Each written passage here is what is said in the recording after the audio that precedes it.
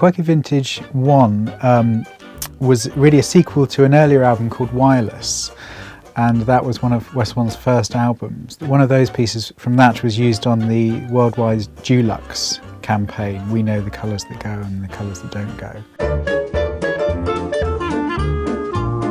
And because of the success of that, they decided to do Quirky Vintage 1.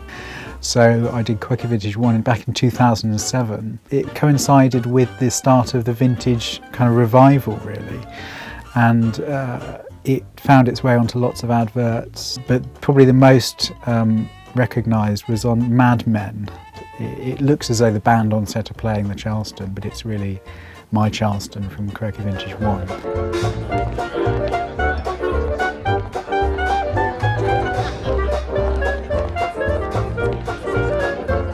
The process starts quite early, really. It's we have a meeting, the production team, where we talk about the albums that we're going to put out. We talk to the sales team first, and they sort of say, look, clients are asking for X, Y and Z.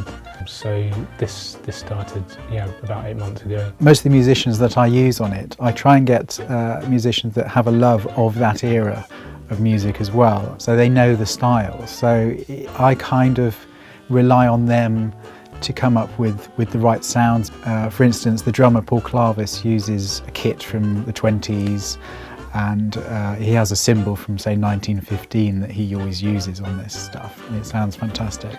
The players that we have on it today are absolutely fantastic. Paul Clavis and John Paracelli and Steve Watts, a great combo, and they feed off of one another in the room, and we can generally use the first take of everything that we do, but they're so creative that they're saying, hey, let's try this in bar 5, let's try this, how about this feel? Most modern projects you'll kind of be working in a variety of different studios. I think it just makes a lot of sense location-wise to get the core of the instruments down, the rhythm section down in a big studio, and then it's usually good to have like a break between that and the first stage of overdub, so you can kind of comp all the best takes together and check that you're kind of going in the right feel and direction with all the tracks. Because I've been writing for West One for about 15 years now, I believe it's all part of what sort of brief you get given,